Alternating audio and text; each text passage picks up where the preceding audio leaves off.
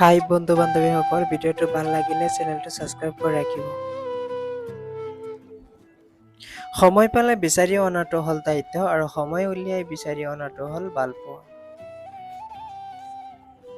শূন্য পকেট দেখিও বেকাৰ ল'ৰাৰ কাষত যিজনী ছোৱালী থাকে, সাফল্য পাৰ হোৱাৰ পাছতো সেইজনী ছোৱালী স্ত্ৰী হোৱাৰ যোগ্যতা ৰাখে। জীৱনৰ প্ৰথম কাপোৰটো অন্যৰ হাতেৰে পিন্ধিব লগা হয় আৰু শেষৰ কাপোৰটো পিন্ধিব লাগে অন্যৰ হাতেৰে, তথাপি মানুহৰ অহংকাৰ নকমে। দুটা সময়ত তোমাৰ চৰিত্ৰৰ পৰিচয় পোৱা যায়। ১ নম্বৰ, যেতিয়া তোমাৰ কাষত টকা নাথাকে তেতিয়া তোমাৰ ধৈৰ্য, আৰু ২ নম্বৰ, যেতিয়া তোমাৰ কাষত সকলো থাকে তেতিয়া তোমাৰ ব্যৱহাৰ।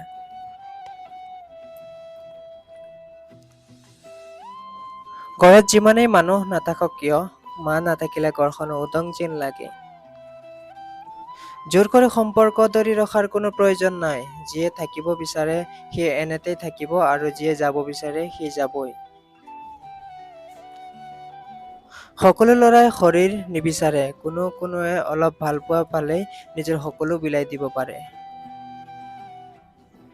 নিজৰ ঘৰখন ভাল হওক বা বেয়া হওক, নিজৰ ঘৰৰ নিচিনা শান্তি কোনো ৰাজপ্ৰসাদত পোৱা নাযায়।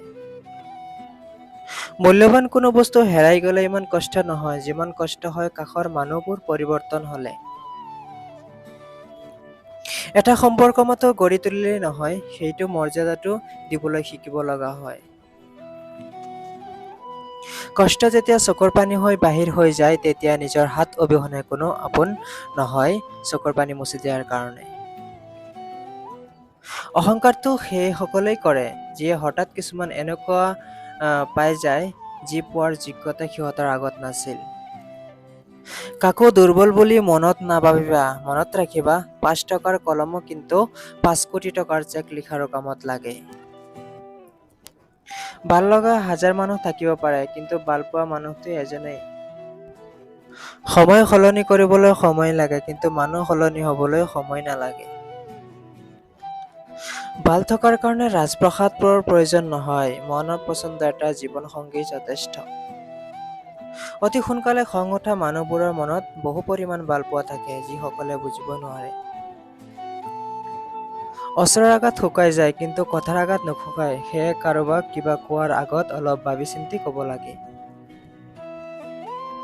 সন্মান যদি কৰিব লগা হয়, তেনেহ'লে গুণ দেখি কৰা, ধন দেখি নহয়। বিশ্বাস কৰি যদি কৰিব লগা হয়, নিজৰ ওপৰত কৰা, আনৰ ওপৰত নহয়। চাকৰিটো হৈ গ'লে দেউতাক আৰু কাম কৰিব নিদিওঁ, এনেধৰণৰ সপোন বুকুত লৈ জীয়াই আছে হাজাৰ হাজাৰ মধ্যবিত্ত পৰিয়ালৰ সন্তান। আজিকালি কথা কম ক'লেই বেছি ভাল লাগে, কাৰণ মই জানো কথা বুজিব পৰা মানুহৰ সংখ্যা খুবেই কম, কিন্তু আঘাত কৰা মানুহৰ সংখ্যা বহুত বেছি। কলম যিমানেই দামী নহওক কিয়, ভিতৰত চিয়াহী নাথাকিলে যিমান মূল্যহীন, মানুহ যিমানেই শিক্ষিত নহওক কিয়, মনুষ্যত্ব নাথাকিলে সেই শিক্ষা মূল্যহীন। মানুহ যেতিয়া মিছা সপোন আৰু আৱেগৰ মাজত থাকে, তেতিয়া এনেকুৱা যেন লাগে জীৱনটো বহুত সহজ, আৰু যেতিয়া বাস্তৱতাৰ সন্মুখত থিয় হয়, তেতিয়া বুজা যায় জীৱনটো কিমান কঠিন।